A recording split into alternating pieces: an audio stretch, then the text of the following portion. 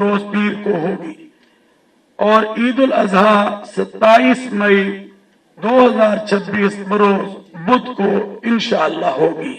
अल्लाह ताला से दुआ है कि अल्लाह ताला हमारे इस माह जुल हज्जा के इजलास को, ऐलान को अपनी बारगाह में कबूल, मंजूर और मकबूल फरमाए। ये आने वाले अय्याम बहुत ही कीमती हैं और कुरान करीम ने वल फज्र व लयाल अश्र कहा है कि कसम है फजर की और इन 10 रातों की।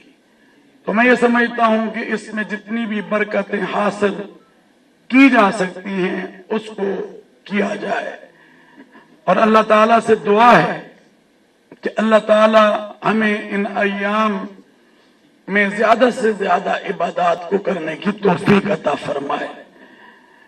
अल्लाह के नबी सल्लल्लाहु अलैहि वसल्लम से पूछा गया कि ये कुर्बानी क्या है, तो नबी अकरम हजरत मुहम्मदुर रसूलुल्लाह सल्लल्लाहु अलैहि वसल्लम ने फरमाया कि ये हमारे अब्बा इब्राहीम अलैहिस्सलातु वस्सलाम की सुन्नत है। और मैं ये समझता हूं कि इसको अदा करना हर उस शख्स पर जो इसकी इस्तिताअत रखता है वो इस कुर्बानी को जरूर करेगा, ताकि अल्लाह ताला, क्यों कुरान कहता है लन यनालल्लाह लुहूमुहा वला दिमाउहा वलाकिन यनालुहु तक़वा मिनकुम। अल्लाह ताला तो इसमें तुम्हारा तकवा देना चाहता। और रसूल अकरम नबी मोहतशम सल्लल्लाहु अलैहि वसल्लम ने फरमाया कि कुर्बानी के हर बाल के एवज जो है अल्लाह ताला नेकी अता करता।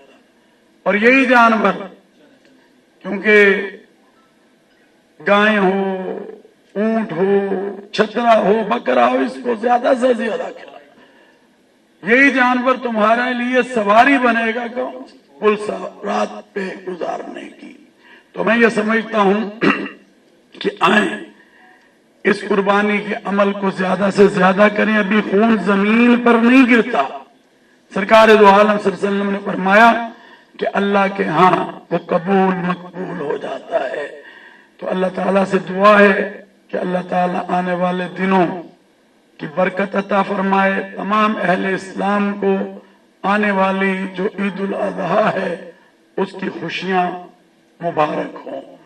तो अल्लाह ताला से दुआ करते हैं, आए मिलकर अल्लाह ताला इस महीने को